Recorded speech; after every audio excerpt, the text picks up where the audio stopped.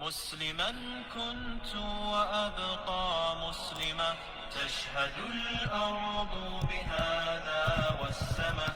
مسلما كنت وأبقى مسلما، تشهد الأرض بهذا والسماء. مسلما أحمل للناس الهدى، وكما عشت سأبقى مسلما. مسلما أحمل للناس الهدى، وكما عشت سأبقى مسلما. فاجعل اللهم مني مسلما، فاجعل اللهم مني مسلما. شاءني الله لإسعاد الوجود همتي لا ليس تدري ما الحدود. شاءني الله لإسعاد الوجود همتي لا ليس تدري ما الحدود. أنبياء الله أجدادي، ولم أر يوما مثل أجدادي جدود. أنبياء الله أجدادي، ولم أر يوما مثل أجدادي جدود. فأنا كنت وأبقى مسلما، فأنا كنت وأبقى مسلما. مسلما كنت وأبقى مسلما، تشهد الأرض بهذا والسماء. مسلما أحمل للناس الهدى، وكما عشت سأبقى مسلما.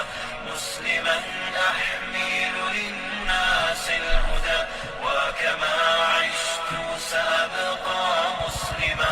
فاجعل اللهم مني مسلما، فاجعل اللهم مني مسلما. وإلى المعروف أدعو من أجد وعن الإسلام يوما لم أحد. وإلى المعروف أدعو من أجد وعن الإسلام يوما لم أحد. وأرى المنكر لا أرضى به، وأعري أهله أنا وجد. وأرى المنكر لا أرضى به، وأعري أهله أنا وجد. هكذا الله يريد المسلم، هكذا الله يريد المسلم. مسلما كنت وأبقى مسلما، تشهد الأرض بهذا والسماء. مسلما أحمل للناس الهدى، وكما عشت سأبقى مسلما. مسلما أحمل للناس الهدى، وكما عشت سأبقى مسلما. فاجعل اللهم مني مسلما، فاجعل اللهم مني مسلما. مسلما أرضى بما وصى الرسول، والذي وصى به هدي العقول. مسلما أرضى بما وصى الرسول، والذي وصى به هدي العقول. وهو للإصلاح نهج وأصول، ما عداه ففضول في فضول. وهو للإصلاح نهج وأصول، ما عداه ففضول في فضول. وبهذا سوف أبقى مسلما، وبهذا سوف أبقى مسلما.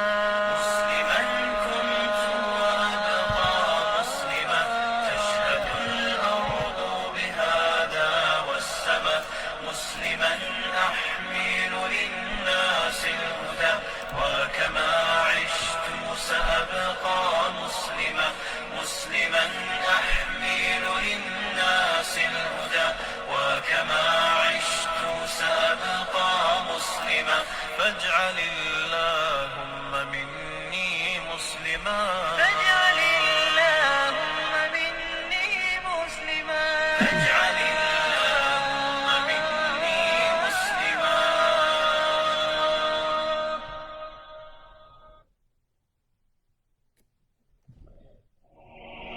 أنا مسلم. Assalamu alaikum, everyone, and today, inshallah, we're going to talk about a very sensitive topic.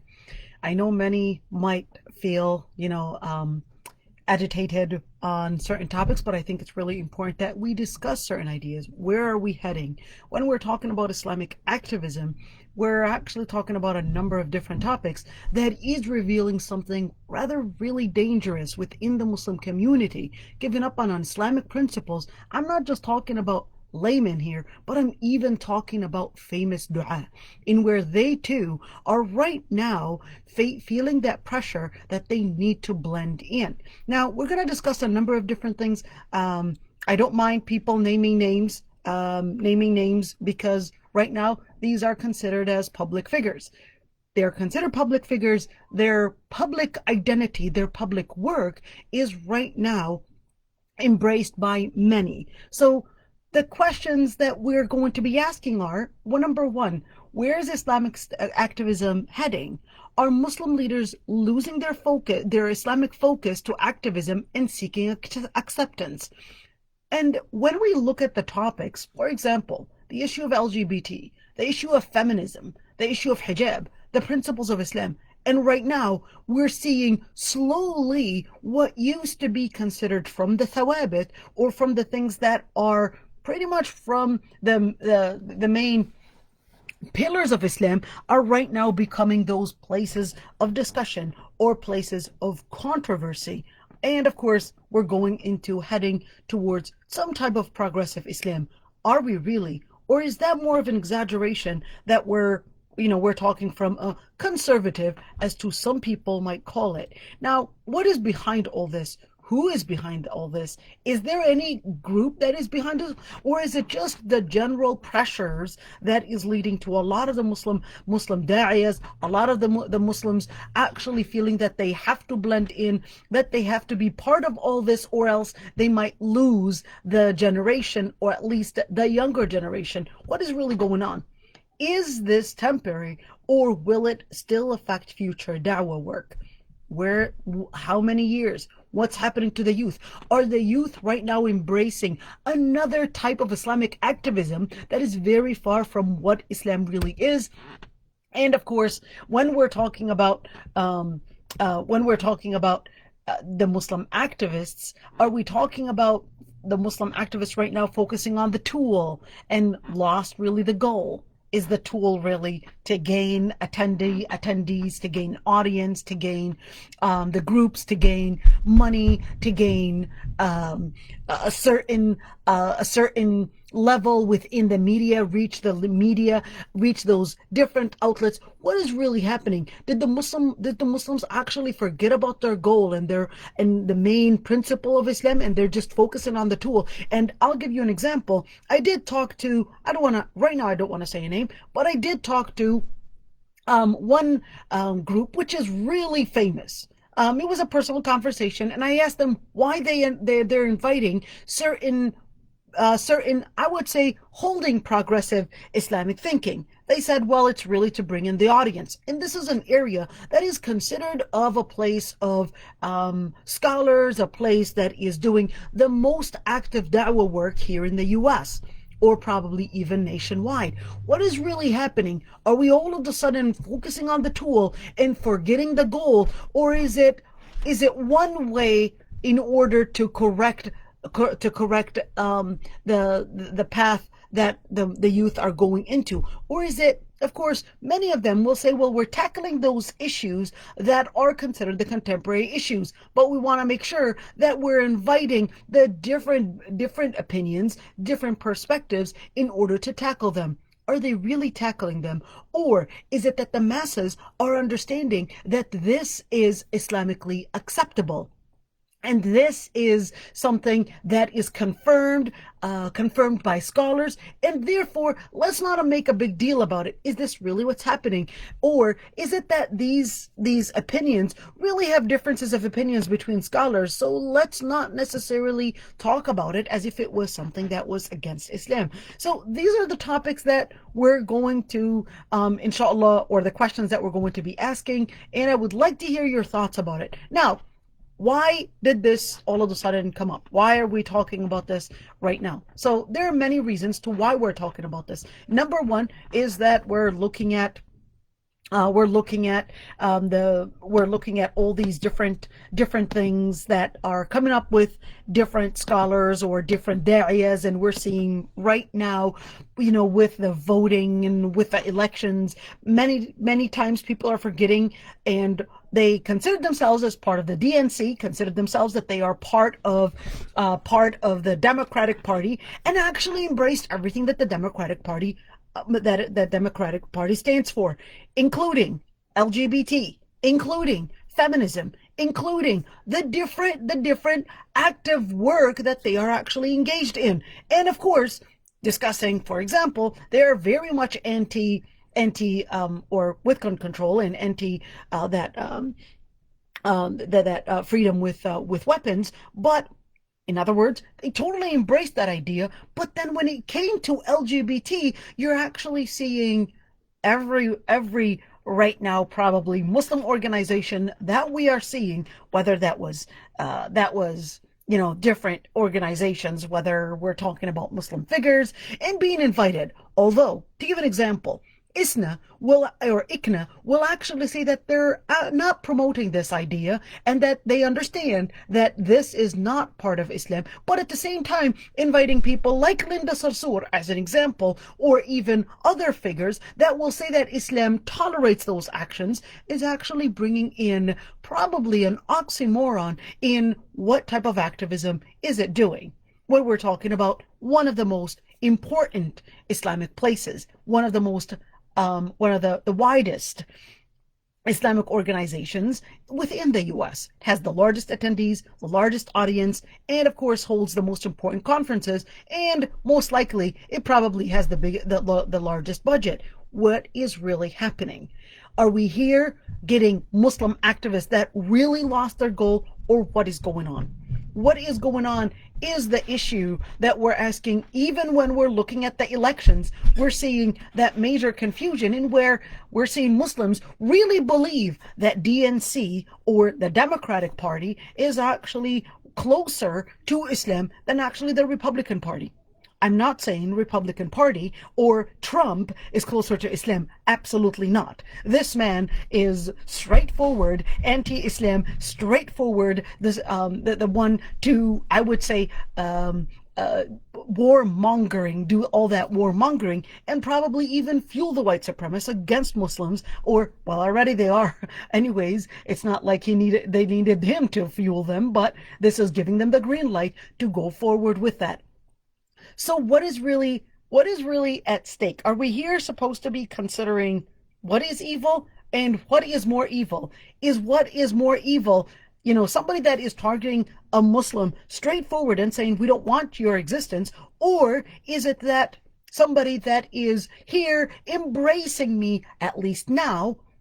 Or is it going to be down the road and in the future probably doing exactly the type of the China education, or so-called education camps, in order for the future to probably do the same thing, in where we're going to be having our children, ourselves, probably in education camps, because we cannot handle anything called that tolerance towards what is seen, or what is going to be seen as the ideal understanding of what is human, and therefore be called homophobic, or probably even be targeted on other things. Because when we're talking about LGBT, we definitely are not talking about that's where it ends. Lowness will not have an end. It will continue to go further and further down.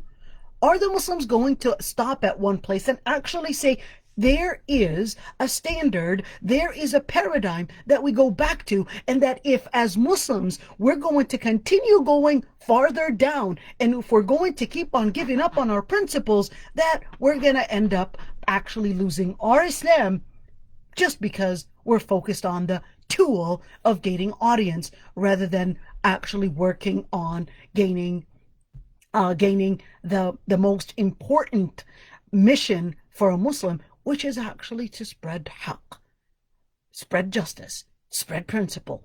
What is happening? I would really like to hear differences of opinions. I would like to hear differences of opinions. I'm not going to silence. I know that there are many out there. It is actually a very important thing to discuss. I understand that some may have a very good point in where, well, we're looking at somebody that is straightforward targeting Islam and Muslims, and somebody that is probably not straightforward targeting, but there is room for some type of activism. We're looking at somebody like Trump, who might close down all the masajid under the pretense that this is where terrorism starts, and somebody that will say, well, I don't want to straightforward close the masajid, but I would like to change Islam.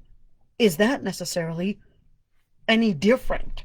Are those the same? Are they different? Where are we heading? And I would really like to hear your thoughts. I'd be happy to unmute anybody that wants to join in this conversation, and even those that are on Facebook, they can actually join us as well. So I'm sending in the link as well, so you could join us. Even for those on Facebook, I just sent in the link for Zoom, and you can certainly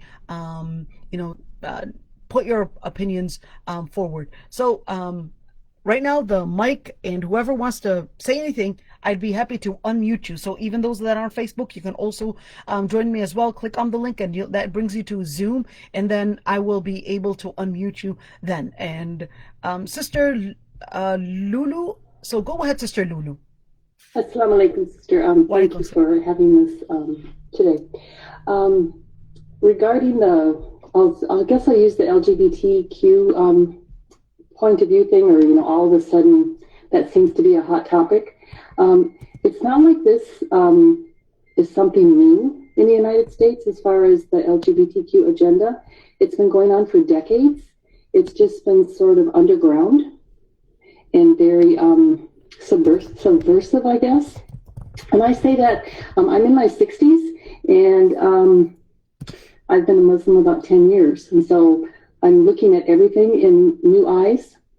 And for Muslims to say, we can go along with this for a while. This country has been going along with it for decades. And now it has really come to light. And it's either we stop now and say, no more, or we will be lost as Muslims and as Christians.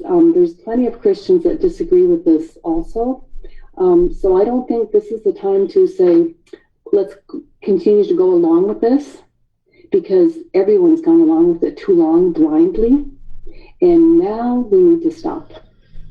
That's sort of my point of view right now. Thank you. So here's the thing, Sister Lulu, is that although there are many Muslim activists that will say, yes, we disagree with this, but we're looking at an issue of, is it survival, or is it trying to do a CPR? So somebody might say, well, this is just a CPR just until we get on our feet, and it's a lot better than probably somebody really targeting at our heads, and there's no room for CPR to probably bring them back to life. So this is what somebody might argue and say, well, this is just a temporary thing. We understand that this is not necessarily what Islam calls for, and this is just a temporary moment. So how do you answer that one?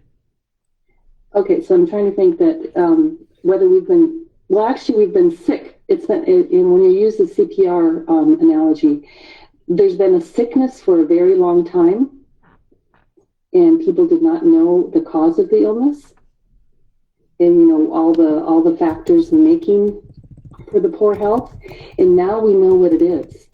What is it? So they've been planning. Well, I'm going to stick with the LGBTQ thing.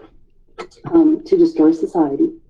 And just like the nation of Lut, we don't know. I mean, I don't know how long the nation, going back to the Quran, like the nation of Lut, how long they were involved in that type of lifestyle before the prophet Lut came to them.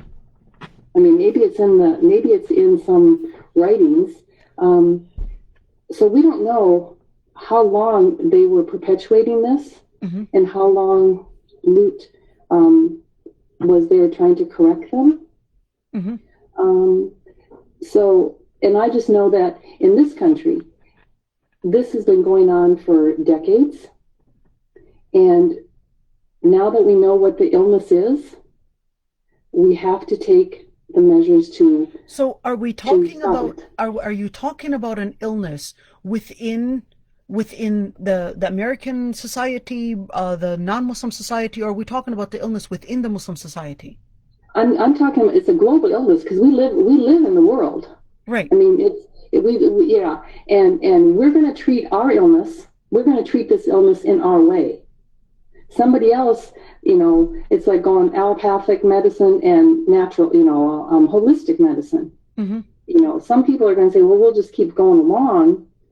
And we as Muslims need to treat this illness Islamically in our way. Well, here's something that I find probably, at least from what I know, yes, I am younger than you, but when we're talking about Islamic activists, I mean, we're talking about leaders here. The leaders were not that, I would say, leaning or giving up on the Islamic principles as much as we find today. Do you agree with me on that? And again, I've only been Muslim for 10 years, so okay. I don't know if I'm the one to answer that. I can certainly see that they're looking for a younger audience than myself. They're aiming for the audience that's going to live long past I am. And that's a concern that I have. It's like, these are the people that are going to be raising the next generation of Muslims. And they're watching how to treat an illness. So when you say they're watching how to treat an illness, do you think that the situation that we're in right now,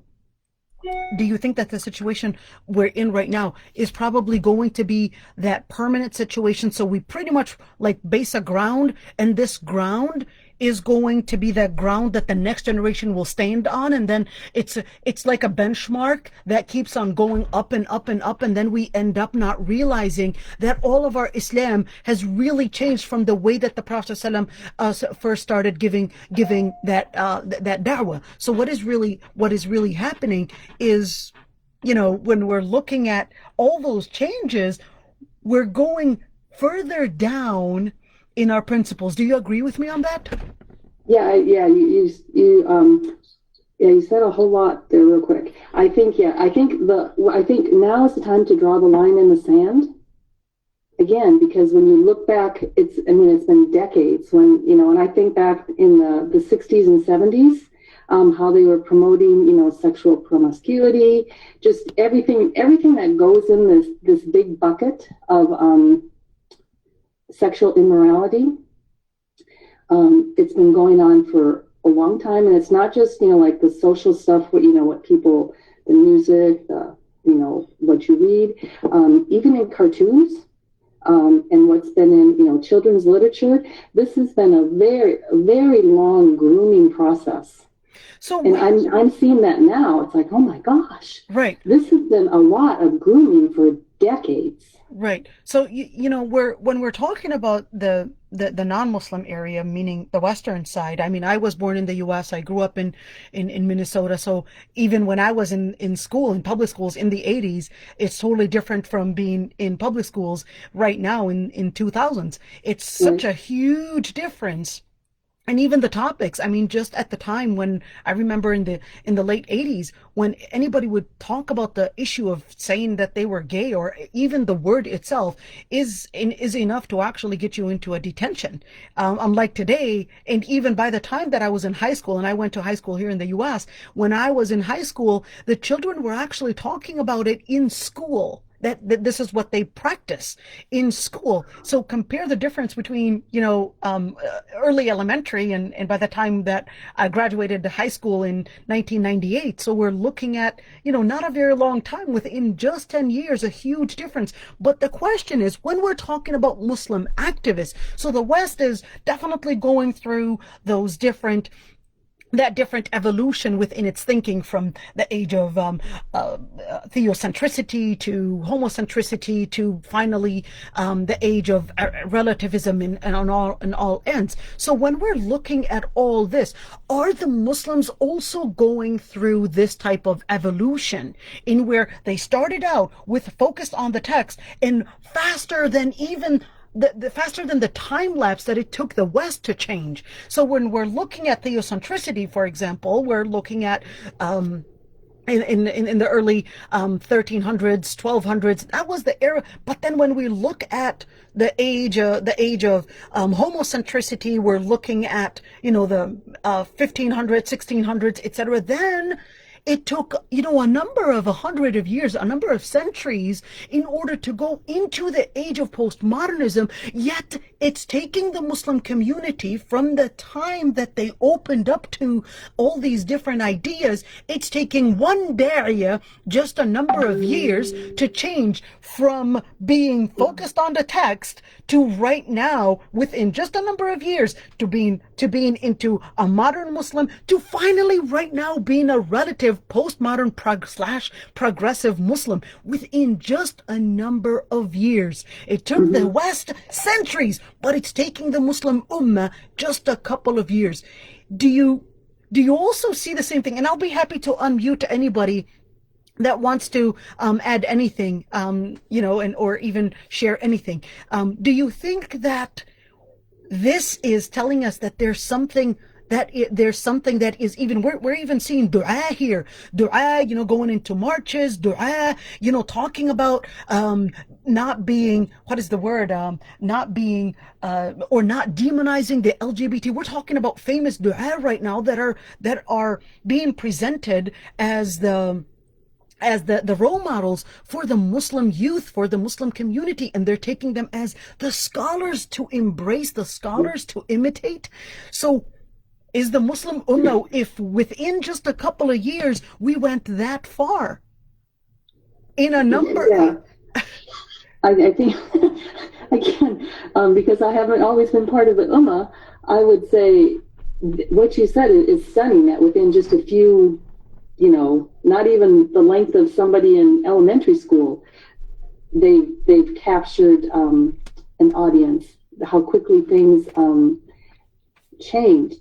And I think that is why the line has to be, the time is now. The line has to be drawn in the sand, and these dayas are younger. They don't have the perspective of age and what's gone on in this country.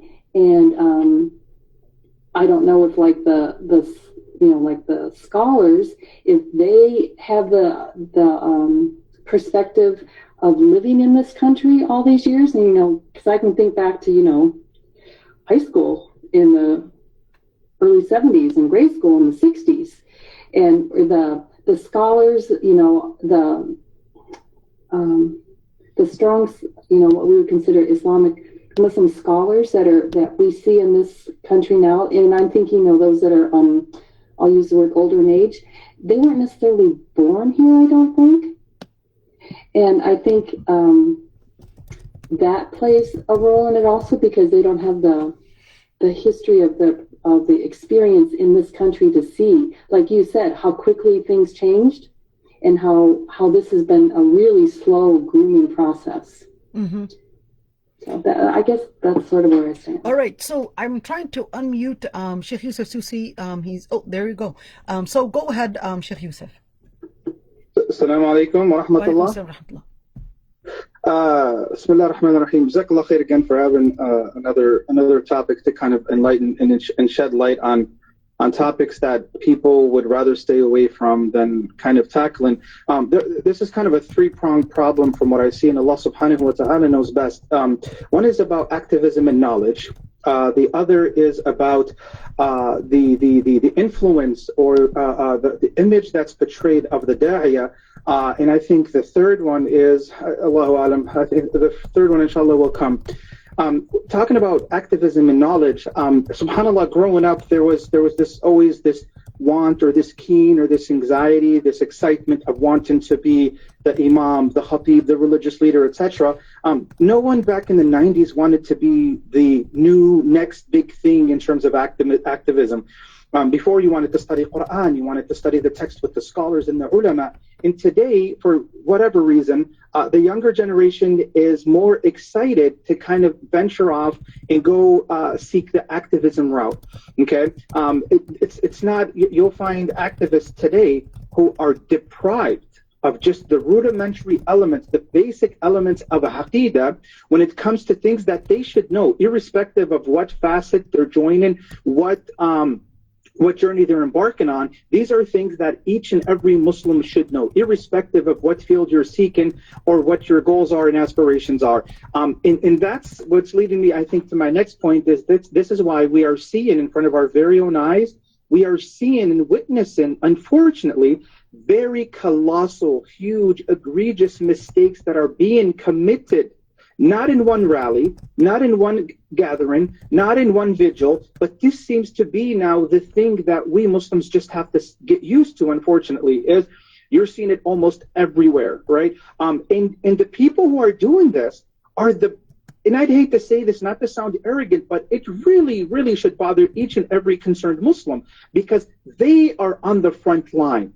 Now, they get credit for that, may Allah reward them, but when you're on the front line and you're making silly, immature, elementary mistakes as an average Muslim, maybe we could talk, but when you're an imam, when you're a religious leader, okay, it even exacerbates the matter, and I think the issue goes even more deep, if you will. So, for example, you find these mistakes that happen, and for one reason or another, we're not supposed to talk about the mistakes. We should just, we all make mistakes. No, it's not just we all make mistakes. I mean, if you cannot stand the heat, stay out of the kitchen. Okay, if you're going to go to activism and it's hard for you to say no because of quote unquote culture courtesy or courtesy culture, then maybe marching is not for you. Maybe activism is not for you, irrespective of how nice and polite you'd like to portray yourself. When you're being nice and polite at the expense of confusing other Muslims, I'd say you're probably better off staying home and just reading a book. Okay. The other thing too, when it comes to activism is a plus. It's not a fard ayn. We have taken it as Muslims where we'll find that some of the Muslims are not fulfilling the basic fard ayn, right? Not praying, not giving, and then we're talking about seeking justice for other people, right? And we're committing the greatest injustice. Now, the other thing that I would like to tackle on as well is the confusion messages that are being sent in a lot of these activisms. And like I said, the average Muslim is looking at what's taking place, and they're seeing that, and they're thinking that's the way to go. Muslims, the average Muslim, the young Muslim, cannot differentiate and say, this person is doing this because it's a political strategy, but I know deep inside, I don't want to mention any names, but deep inside, I know they don't mean it, they know better, but they're just doing that as a political strategy and political. Now, we have to kind of, and forgive me, maybe I'll get done in about 2-3 minutes, just so I can allow other people to kind of express their opinion, and I want to get to the LGBT quickly as well, is that we have people, Muslims, they can't differentiate. They can't decipher between, okay, this imam, this sheikh, this activist is doing this as a political stand, okay? Because it's a civil right, it's a civil liberty. Versus, do they actually believe that that's haram? Do they believe that's halal? The average Muslim is just going to see their imam, their sheikh, their whoever activist holding hands with those people and is immediately going to think like, they approve of it. Hey, why do I, and I'm going to go into something now about the LGBT. Oftentimes, and I'm sure Sheikh Aysha was, you get this a lot too. You'll get Muslims asking you about same-sex marriage. And at first you think it's a sarcastic remark. But then when you go to different states, you visit different communities, Muslims who are at the masjid, the Umars, the Aysha, etc., they're asking sincerely, Sheikh, what does Islam say about homosexuality? And you start to realize that, no, they're not being sardonic, they're not being sarcastic. In fact, they're confused.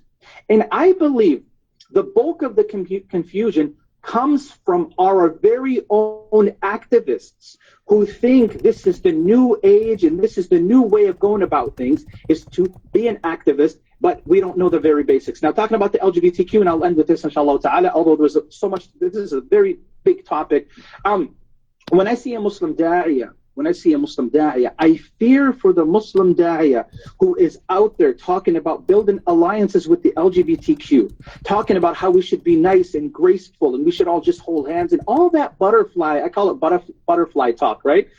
But the same person, the fervor, the zeal that they have in terms of supporting the LGBTQ because they're a minority and we are as well a minority, the same day will not tweet, will not write a Facebook post, will not simply just say explicitly that, by the way, Muslim brothers and sisters, my 1 million followers, I do want to let you know that homosexuality is impermissible. It is a huge sin in the sight of Islam. So you'll find the same voice that's zealous and has this great zeal and fervor in explaining, in articulating how we should, build alliances and stand hand in hand with the LGBTQ. Now, when you come, because as a Muslim da'i, as an imam, my responsibility, I'm not hired to cater to the non-Muslims. My responsibility in the dunya and in the akhirah is to take care of my community. I am responsible, I'm held accountable for my community, not for the non-Muslims. Allah is going to ask me, what did I do? Because I'm their religious leader, I'm their religious guide. So in Allah is my witness, it's beyond me how this person has a conscience and can sleep at night when it comes to just being there for the non-Muslims, the big smile and the big hugs and all that good, whatever you want to call it. But then when it comes to explaining to the Muslims what Islam says about this obvious matter, that voice all of a sudden it's extinct. All of a sudden it vanishes. So that's probably all, and maybe I can chime in later on, inshallah ta'ala, just so I can allow for your guests to give other their insights or so. So I'm just going to summarize a number of things that you had said, that right now a lot of the activists are lacking ilm. There are huge mistakes that are committed by those that are on the front line, and there are confusing messages, or let me call it messages that are pretty aqueous, meaning that they carry more than one way of understanding it. And the youth in the end are not differentiating between a diplomatic message that might be sent out and what Islam really is. So in the end, the diplomatic message becomes what is Islam, and then in the end is that the problem comes from our own activists. That's what you're saying, that the problem comes from our own activists, because they are the ones that are not holding firm and standing strong to represent Islam. And in the end is that if the leader is weak, well, definitely the followers are going to be even weaker. And that the majority, and I know very well, a lot of the Muslim masses, they would always consider that this sheikh, he's a sheikh, so he must be the Sahabi that was revived somehow, reincarnated into, this sheikh or that sheikha, and therefore they represent Islam, and everything that they do all of a sudden becomes the masdar masadar al-tashri'. All of a sudden becomes one of the resources for Islamic knowledge, and then it becomes that watered down Islam without us realizing. From the sheikh it got watered down, to the other followers it got watered down, and then you would have a diluted Islam down the road. Is that what you're saying? Yes, and maybe I can just provide a few examples just so people can kind of get a better idea. When you go to a lot of the and by the way, vigils, I have no idea how it's within Muslims to go to vigils. I mean, since when do we participate? I mean, it's a lot of these things. Here, Dr. Aysha, we need to really, not you and I maybe when I say we, but as Muslim clerics, we really, really, really have to develop some courage, and we really have to get a grip and know that what we do out in public is being seen by everyone. I mean, since when do we participate in vigils? I mean, the nod in itself is not a good sign. Holding fire after the death of someone, that in itself is not a good sign. It's not min bab at-tafa'ul, that's fire. And the last thing you want to see around you when someone passes away is fire. But you see, a lot of these things that happen, we don't even question the validity, right? Is it permissible or not? So when you got activists, they're holding hands with non-Muslims. And then you get on the minbar and you say, this is not Islam, this is not permissible, etc., etc. When a sister gives a very, very deep, thought-provoking speech, and then when she's done, she goes and hugs a rabbi, right? Or she goes and hugs an American politician. American or not really doesn't matter. It's not to say that she can go hug a Muslim imam. But when you see things out in public, it really baffles you. Well, what do you do? And the problem is, and maybe I'll end with this, please. It's one idea that grabs another idea. If we don't talk about these problems, if we don't address them, if we don't bring them to the center of the table for everybody to see, we're going to become like other religions that, for example, when you talk about sex outside of marriage, Dr. Aysha, is today, and let's be very frank, today you have people who will talk to you about God and the love of religion, and they're living out of wedlock. That didn't happen overnight. Right? They'll talk to you about the love of God, the grace of God, and the way she's dressed and the way he's dressed and the way, they're living out of wedlock. They're not a married couple, but they're going to church. The pastor cannot talk and say that you all both living together is a great abomination in the sight of God. Having sex outside of marriage is an abomination. Having kids, the baby mama, the baby father, etc. This is a huge abomination. Preachers right now are beyond recapping anything that's been lost because it's far too late. But they got here not in the night and day. It's you start accepting, you start moving, you start giving in gradually, slowly but surely, until that becomes the norm. And when that becomes the norm, forget ever going back. And I feel like we're going down that path if we just don't get a grip and realize that our responsibility is the Muslims. It's not the non-Muslims. We have to know that what we do, in كما تعلمين Dr. Aysha, درء المفسدة مقدم على جلب المصلحة, right? That to leave away or ward off the evil takes precedence over gaining the good. So if I'm going to be out seen in public and there's a chance that I'm going to confuse the average Muslim, then perhaps it's better off for me not to do that, just so I don't confuse other Muslims, right? And there's much to be said in Allah subhanahu wa ta'ala in this verse. Right. Jazakallah khairan. A lot to be said, like you said.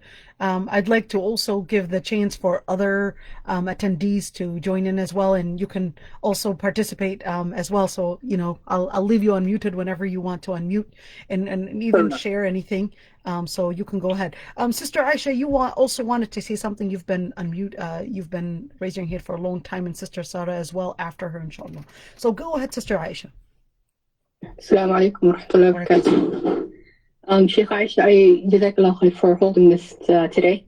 I agree with you. I do see that we as Muslims are changing slowly in this country with regards to the LGBT agenda and everything else. I've come across many Muslims that defend the LGBTQ plus community. I remember at one point a sister actually got upset with me and said, "Why are you bothered by this? Didn't Allah subhanahu wa ta'ala made so and so gay? So why is it any of your problem?" And I had to tell her, we know what Allah subhanahu wa ta'ala taught us about. Sorry, my kids in the background.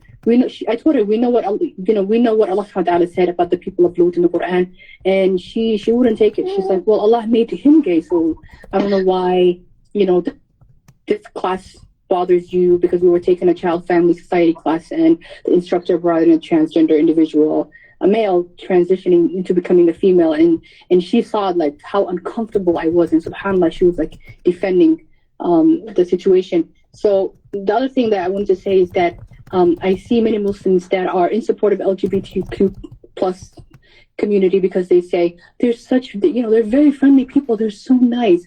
I've never come across someone who is from that community that has been rude. Allahu Alam, I feel like that's intentional on their part. Correct me if I'm wrong.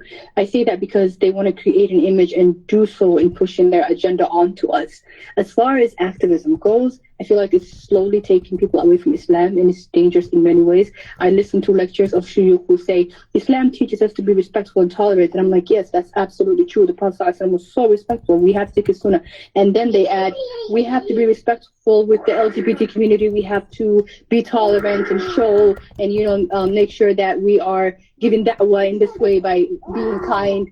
I don't know. I just feel like, hold on, Maud. I feel like that's like giving subliminal messages and confusing the community, especially people that don't have, knowledge. And I personally had to stop listening to several speakers and da'is.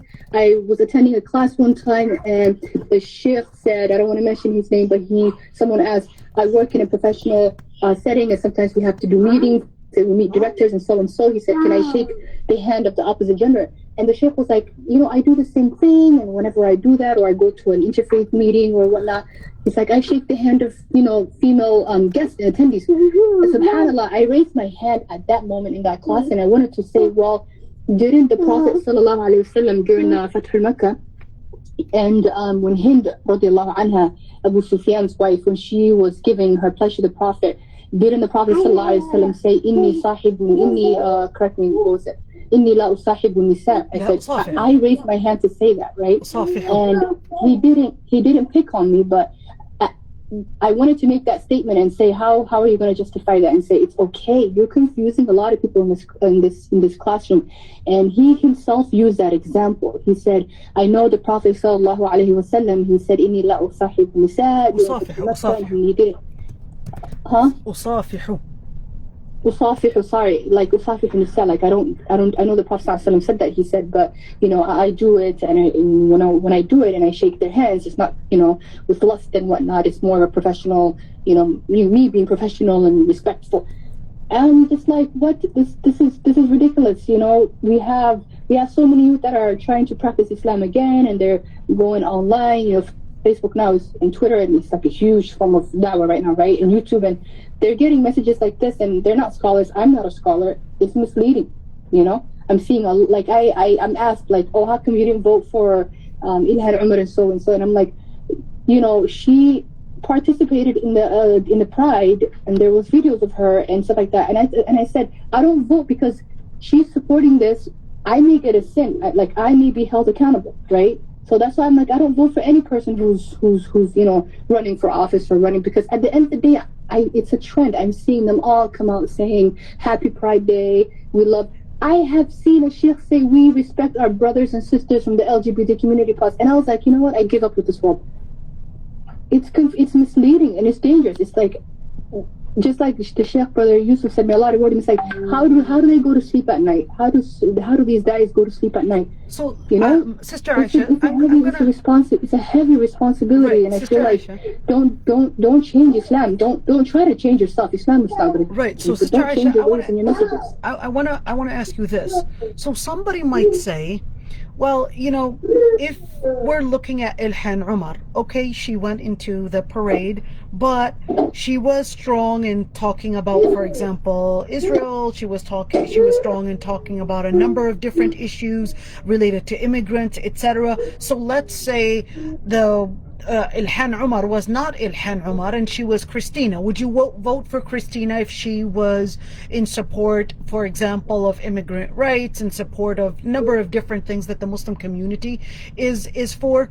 And why is it because her name is Ilhan did you not vote for her? But if she was Christina, if it was I'm here making a hypothesis, if her name was Christina and that went into a gay parade, you wouldn't have risen your eyebrows, and you were like, well, anyway, she's not Muslim, so what's the big deal? Anyways, to her that's normal, but at least I accept and I would go for the lesser evil, and she happens to be the lesser evil in that situation, so I'll vote for her. So why is it when Ilhan Umar you didn't vote for her? This is not my opinion, by the way. I've got different things to say, but the reason I understand. The reason I didn't, because she's Muslim, right? She says I am Muslim.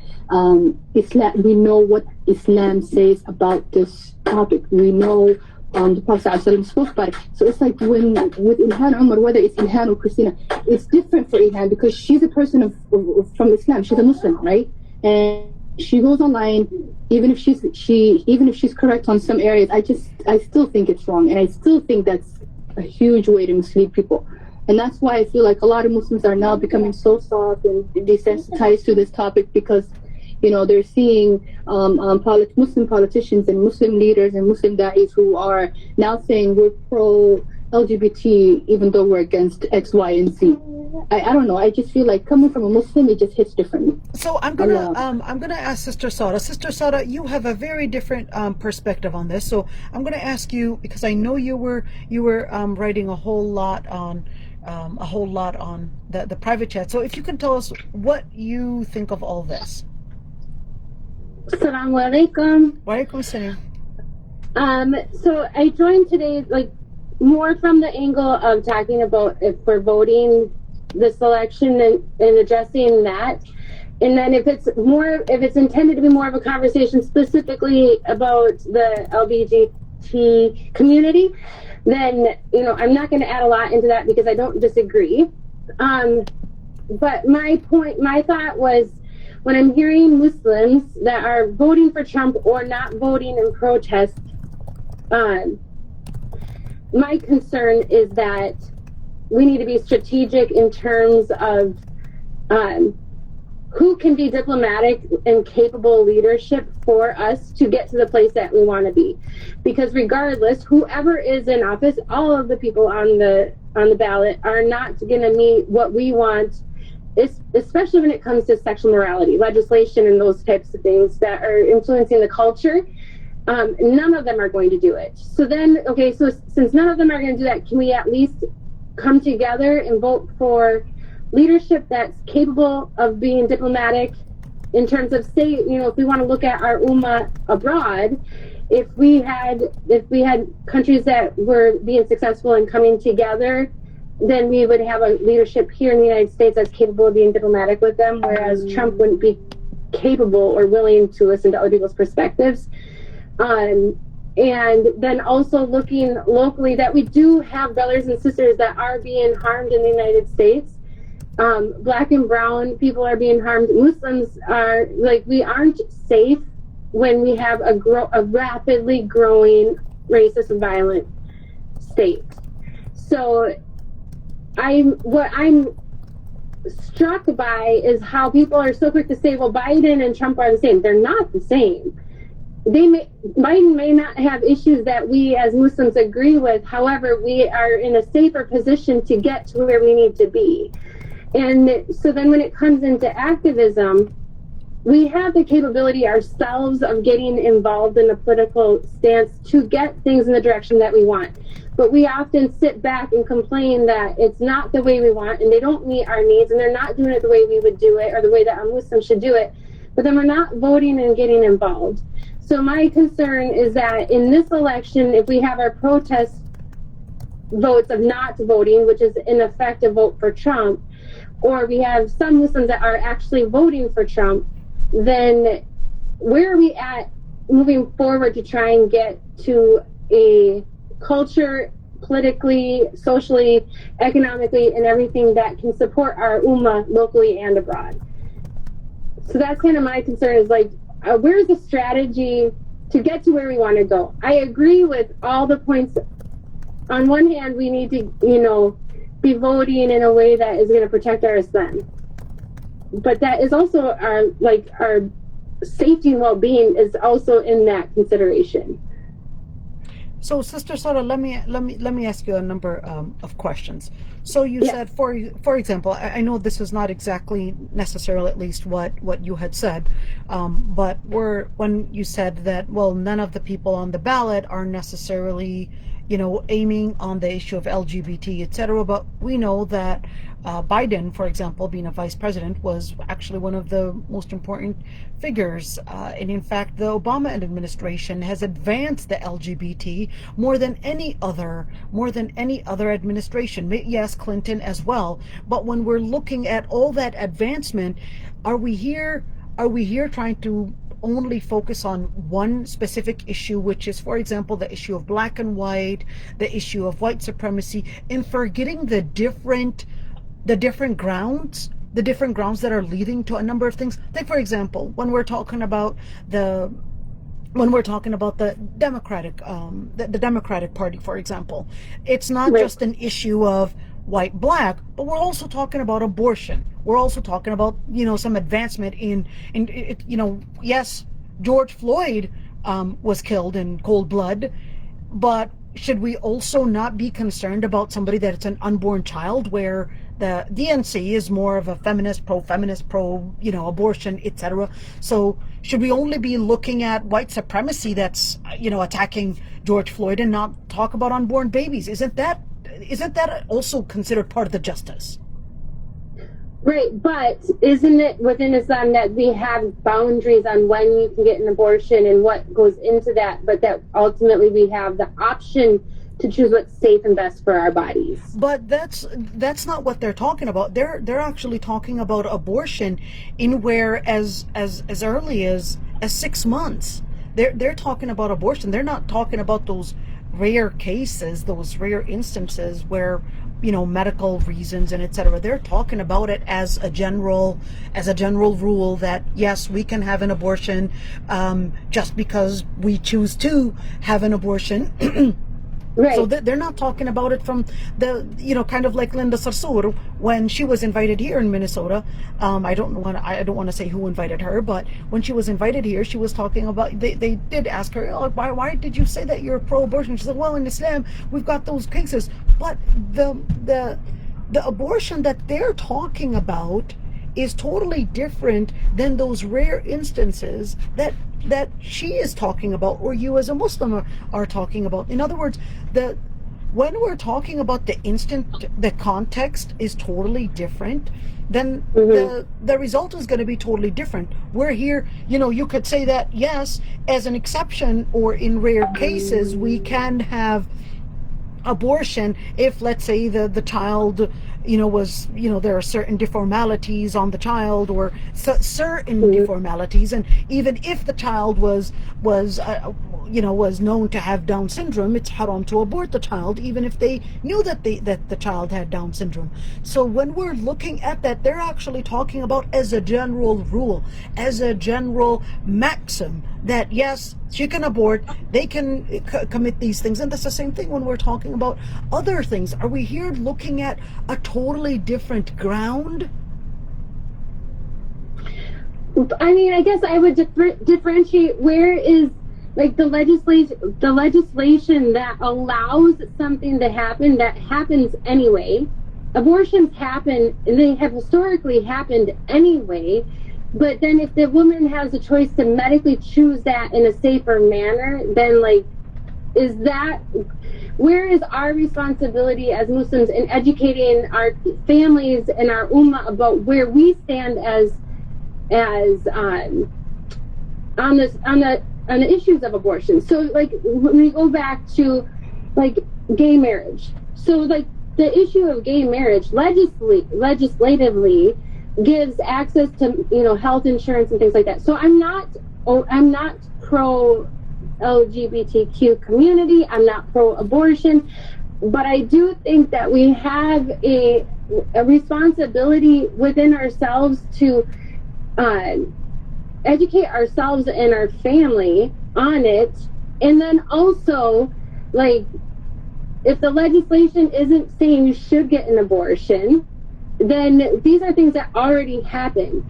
So giving women the right to choose when she needs an abortion, then like is that more egregious than a president that has essentially concentration camps of migrants doing mass hysterectomies, which is absolutely not within the bounds of Islam to do needless hysterectomies without consent. So we have these issues that are happening regardless, but is the legislation about somebody's right to choose more egregious than what's actually happening? And it's not just a matter of black and white. We have growing white supremacy, and like I also come from a background that like my biological father is not in my life because he's like part of like I think he's too old to be part of like the Proud Boys type of dang, but he's not in my life specifically because he's not a safe person and he's part of those cultures. So they are growing very fast and very intense. And I don't understand how the idea of somebody having the right to choose on their body would be more egregious than like the well-being of our brothers and sisters. So that is currently happening. We don't necessarily have to say it's more. Can't we say it's the same thing? I think it's this. I mean, both are absolute issues. Hold on. Is it the same thing? Is it the same thing? Is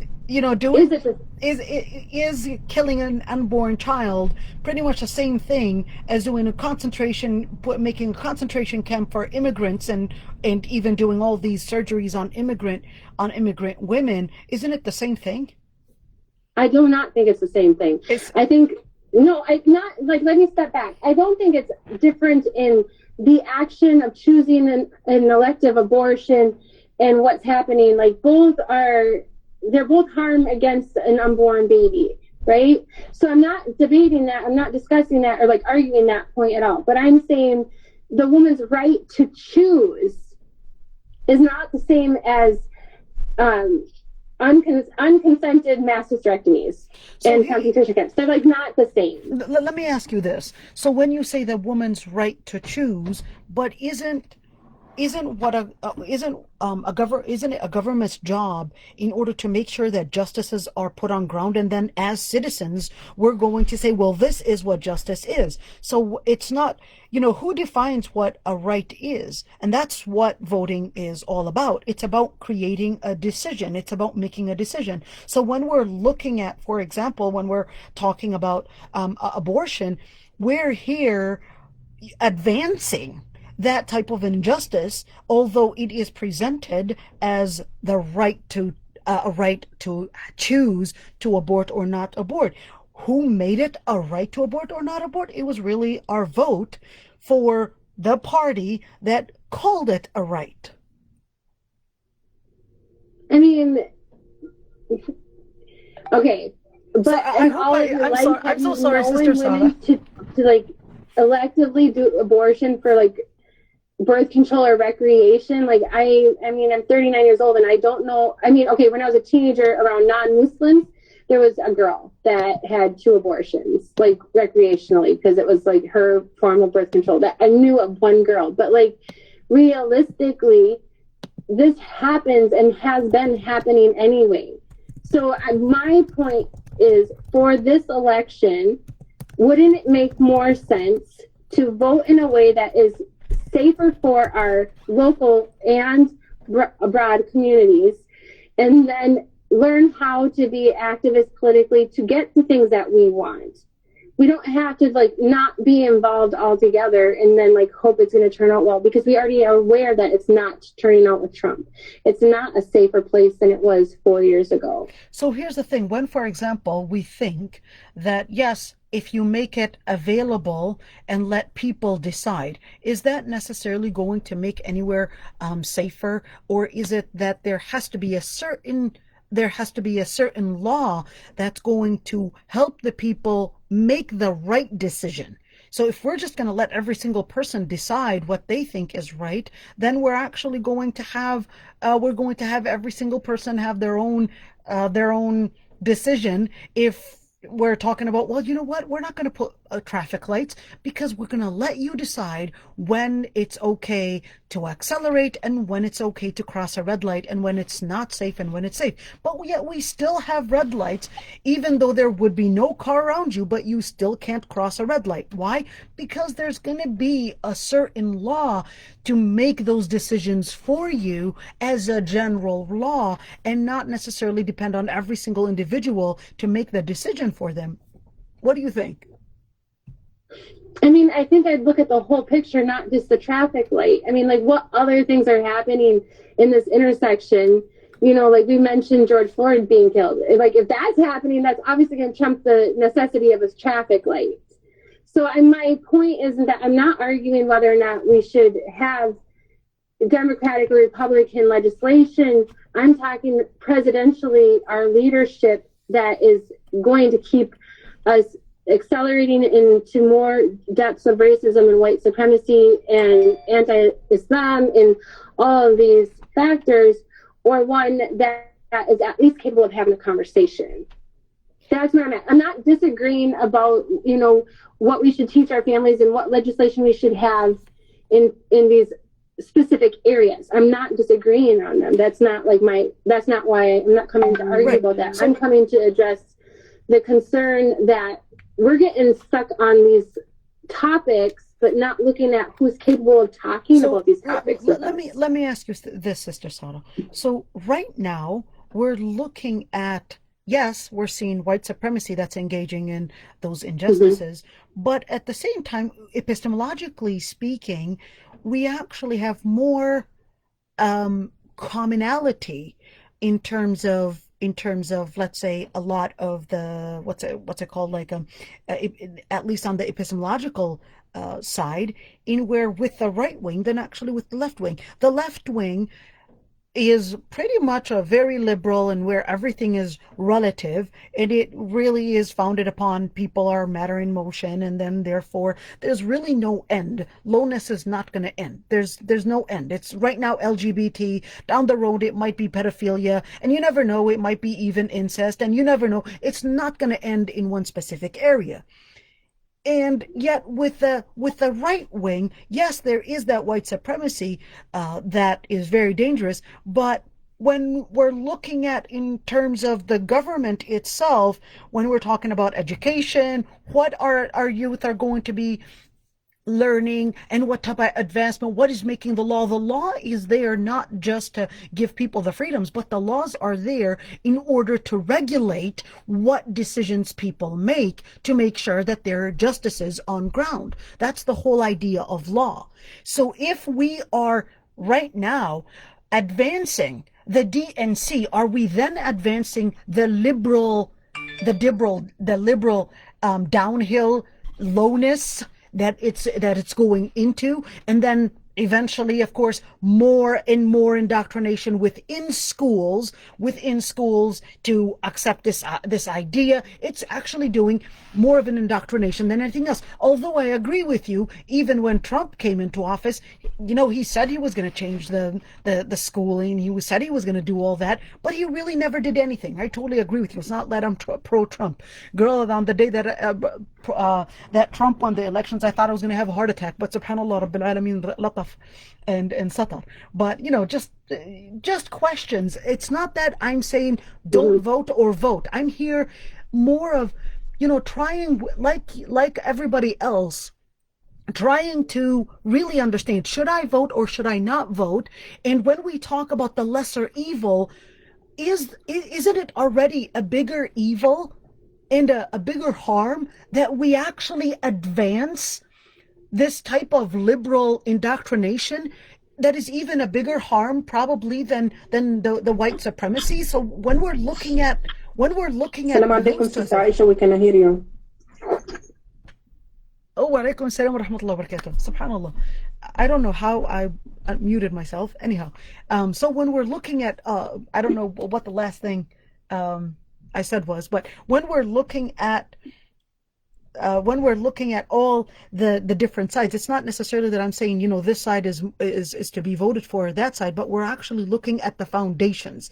If we're advancing a particular party, looking at, for example, the Liberal Party, it's actually going to down the road actually go into more and more downhill. Then we're not going to just talk about LGBT. We're going to talk about pedophilia. We're going to talk about incest. We're going to talk.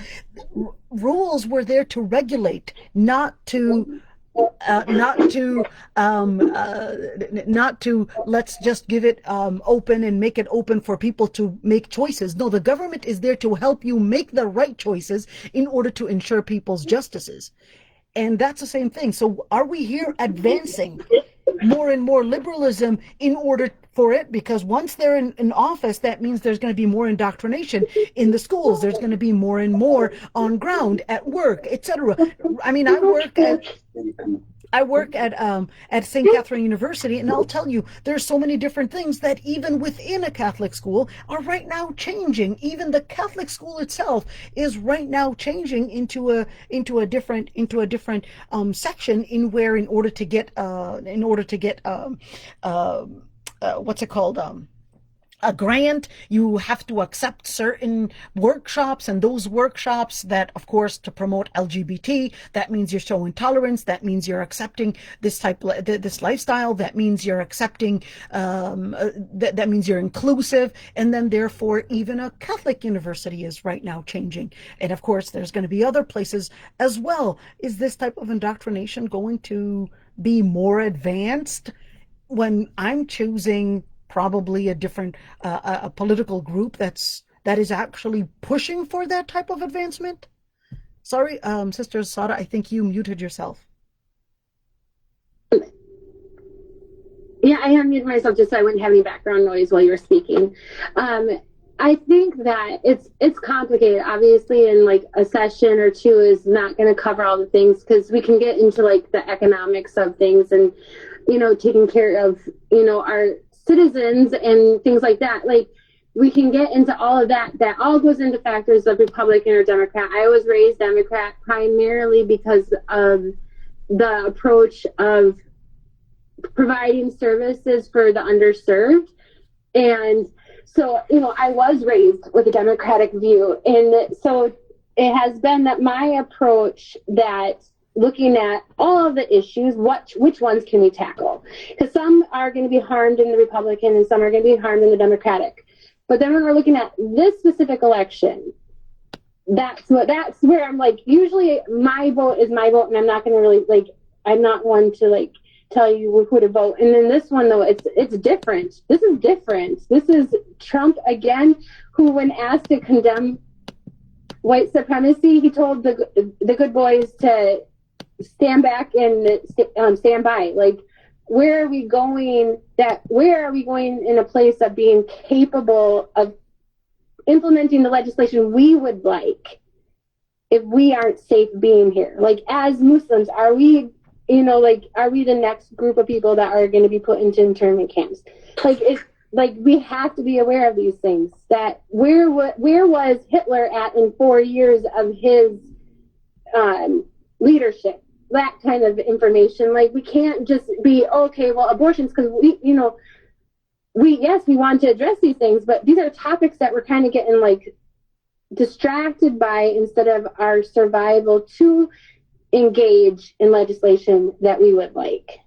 But somebody might actually say that it can't go that far because the government and the way the system, the American government and the American system goes, you can't put 8-9 million people in a concentration camp because they're American citizens, so you just can't do that.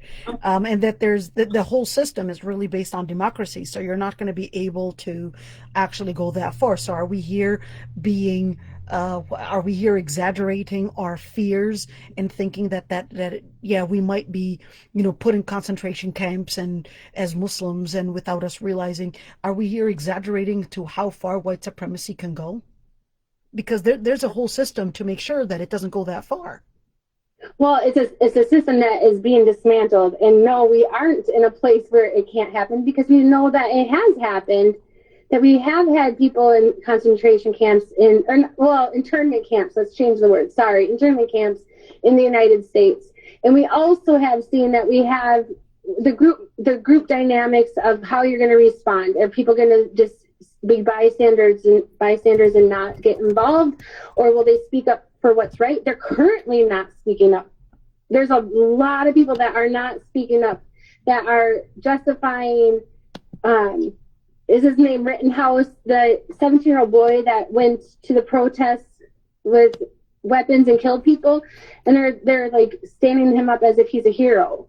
And so we've seen that, no, we don't. When we experience discrimination as Muslims, how often are people standing up for us? I mean, they're realistically going to justify what's comfortable. So are we capable of getting to a place that is that bad? Absolutely. I think we'd be very naive to think we're not. Like, worldwide, we're capable of those kind of atrocities. And the United States is not immune to that because we have an attempt at democracy. All right. Lots of ideas. Jazakallah khairan, Sister Sarah. I think it would be fair to give other people a chance to speak as well. Jazakallah khairan. Fair enough. And I know that there were a number of people that actually wanted to participate. I know there's some people that actually said on Facebook, killing of an unborn baby is just as harmful as killing an adult male. So if this person is actually on Facebook, you can on our Zoom, you can raise your hand so we can unmute you. There's no limit to haram from the left. Their maxims are based on fallacious harm principle. So this is one idea that somebody put forward. If somebody else wants to get unmuted, I'll be happy to unmute because we only have 15 minutes. So if there are any other Sister Zainab, you wanted to say something. Go ahead, Sister Zainab. Assalamu alaikum. Wa alaikum salam. And I'm so sorry earlier. Please forgive me. It was my mistake. By mistake, I muted you. All right. It's okay. Did you want to say something? There is so many things to say, but I think I will say a story, and I hope everybody will get the moral from it. That there was one time a roaster, and he will always make the adhan in the Fajr time. And then the owner got so irritated from it, and he said, you either stop making your adhan or I will kill you. So he stopped making the adhan. He said, he made the excuse for himself like, oh, there will be harm for me, so I better just stop making my adhan so I don't get harmed. So he stopped doing the adhan. Then with the time, the owner again, he went to him and he said, you better start cocking like a chicken or I will kill you. And he was like, well, again, there is harm for me, so I better just start cocking like a chicken so I don't get no harm. So he started doing that. Then the owner again came to him and he said, you better start giving me eggs or I will kill you. And then this is the time when the rooster said, I wish I keep doing my adhan, and they just died as a rooster. This is our issue. When we get played with fear that, oh my God, we will get killed. Oh my God, we will get sent to camps. Oh my God, this and this and that. I will tell you this. If that's in our destiny, it will happen anyway. It better happen when we are standing firm, raising the flag of Allah, then it happened and we dropped that flag and we have nowhere else to go. So have this in mind. Don't drop Islam for the fear. Better be that mujahid that died and they were saying La ilaha illallah Muhammadun Rasulullah. Better be that Bilal, they put the stone on top of his chest and he keeps saying Ahadun Ahad even though he couldn't come out. And have faith in Allah. And let's raise ourselves and our kids in this. Because what they're doing now is just slowly taking off the robe of Islam from our body. And they're getting us naked slowly. We think, well, it's just my legs who are showing off. But then they keep taking piece until all our aura is out. So don't allow that.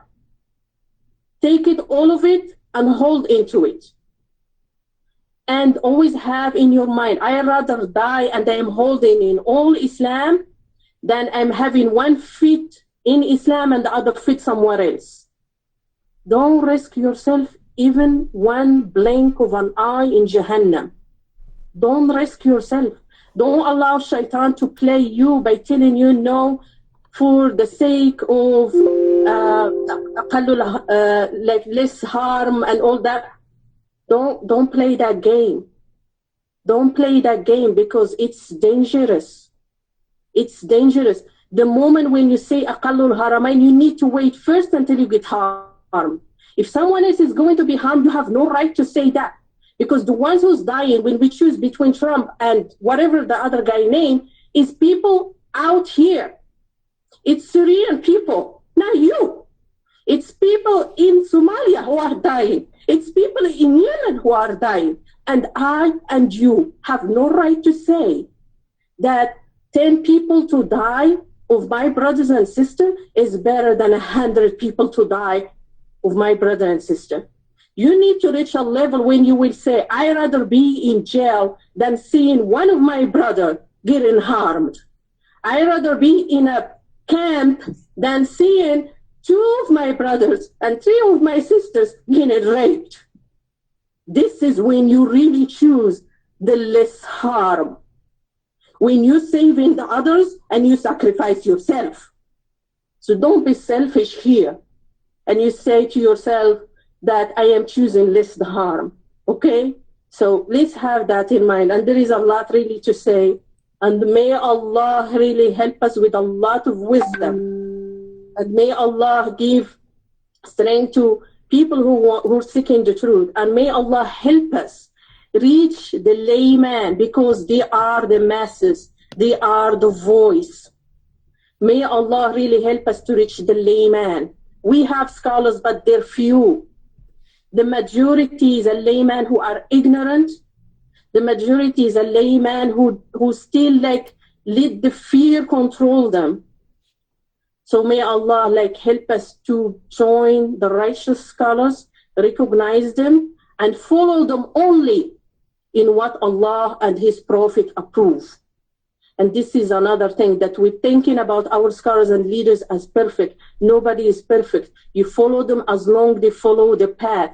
Anytime they swing, you keep walking, even if you have to walk by yourself. You keep walking until Allah again send you someone so you can follow that, or Allah make you someone that other people will follow. That's it. Assalamu alaikum. Wa alaikum assalam wa rahmatullah. Jazakallah khairan, Sister Zainab. I could not whatsoever.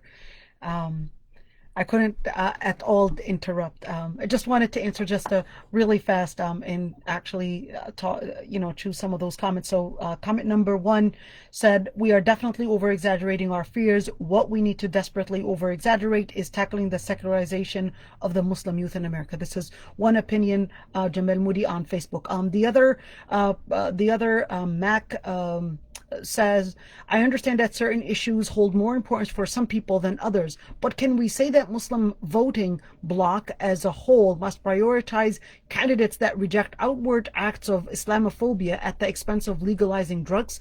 I think who gets to decide which maslahah is more important than others? There are a number of things here. It's not the issue of Islamophobia versus legalizing drugs. I think to simplify the whole issue, the whole issue as, are we here talking about marijuana, or are we here talking about Islamophobia? I think that's not the equation here. That's not the issue here. We're actually talking about a number of different things, because when we're looking at maslahah, we're actually talking about a whole idea. What idea should we advance? Let me give you an example. When the Prophet ﷺ, during his time, when the Persians were at war with the Byzantine Empire, the Muslims were pro the Byzantine Empire, even though the Byzantine Empire was definitely going to be this empire that was not at all comfortable with the Muslim existence whatsoever. But the Muslims, despite all that, despite the fact that the Byzantine Empire was not any less harmful than the Persian Empire, the Muslims were more pro the Byzantine Empire to win over the Persian Empire. Why? Well, because they considered that they had more in common with Ahlul Kitab than actually with the Persian Empire, which was a pagan country. Then the Muslims were looking at it from the point of view of epistemological side. We're looking at the foundation. Both the Persians and the Byzantine Empire were definitely going to be attacking the Muslim nation, but the Muslims were advancing down the road. What will it mean if the Persian Empire were to take over? What it meant that if the Persian Empire were to win the battle, that meant that down the road that the Muslims were not going to have any dialogue. There was going to be no dialogue between the Muslims and the Persian Empire, because that's a pagan because that's a pagan civilization or a pagan empire. But when it came, although the Byzantine Empire was definitely going, or actually also preparing itself to attack the Muslims and totally uproot Islam from the very early beginning of it. That's even though, despite all that, the Muslims were actually pro the Byzantine Empire. Why? Because it was looking 10 years from now, 20 years from now, what does that mean politically, religiously, and even when we're talking about the future relationships and the future of Islam? And that's the same thing. When we're looking at al-maslaha, we're not here talking about, should we talk about cannabis or should we talk about marijuana? We're actually talking about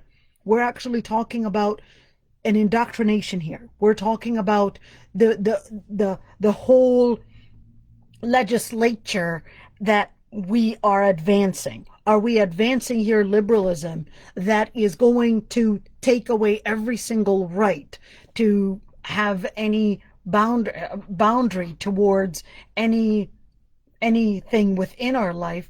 Or are we going to hear advance? A different group? So anyhow, I'm going to unmute Samia. Samia, go ahead, Samia. I'm sure you have a lot to say. So Sister Samia, go ahead. Assalamu Alaikum salam. So I was the original Mac. Mac, okay. So I have to change the name. So what I meant to say by that is that who gets to decide, and you kind of elaborate on that, but who gets to decide what maslaha is the greater maslaha? So, for example, if you're looking at progressive candidates, obviously Joe Biden is not really considered progressive, but he's just kind of considered like a centrist, so to speak. But again, if you're thinking about like a progressive candidate, like for example, Ilhan Omar or like a Bernie Sanders, it's like their platform is like, healthcare for everyone, defeating climate change, but also that comes with it is like all the way when it comes to LGBTQ, transgender rights, whatever that entails, drug legalization, so and then just like legalizing prostitution, so it's just like the whole thing. So I think just one thing I wanted to point out is that a lot of Muslims are very enamored, especially like young Muslims, are very enamored with the progressive left, and I think it's just because they feel like they're very nice to Muslims and they're against kind of like like colonialism. They're against all the wars that are against Muslims. It's kind of like my enemies. It's kind of like they're our allies against like everybody else.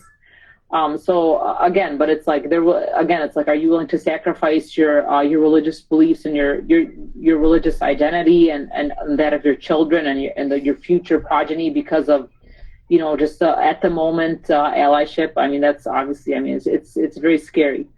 But one thing I wanted to point out is that just this idea of embracing this attitude of like, Muslims are like this targeted group. It's almost like we internalize this like victim mentality, like, oh, we're the victims, and it's like we just believe that we're so weak and like everybody's out to get us. I think to a certain extent it's problematic to think that way, that we're so helpless and that we're just dying to get the support of these left-leaning groups and that we're unable to do anything on our own. And it just becomes this very defeatist mentality. And it's just like we're willing to settle for anything, and the major parties they know this, and they're not even giving Muslims anything. Like if you think about Joe Biden and his platform, like if you think about all the concessions, all the moral concessions that somebody like Linda Sarsour has made, and she's very active and she's very vocal, and at the same time, like the Biden campaign, they basically dropped her from the DNC because of her somewhat support for the Palestinian cause. And it's just like all that you've done, and they're not going to accept you. So it's like the Muslims, they're not really going to give you anything meaningful with this allyship. And those, if you're willing to get something, you're going to lose something that's even more important. So that's what I would say. So do you agree with me, Samia, that Muslims are supposed to be thinking outside of these groups, so instead of trying to find a seat within these groups? Yeah, I think it shouldn't, I can understand, like, working with them, but I think just this idea of putting all your eggs in one basket, like, oh, like the right and Trump, they hate us and they're going to kill us, and therefore, like, this is our only option, otherwise we're going to get exterminated next year. Like, I think that's this alarmist attitude. Yeah, you want to take your precautions, but I think it's just like we've internalized it so much that we think that, oh, like, yeah, it's okay. We're just going to make these small concessions, and then it's just down the road, your religion just keeps getting watered down.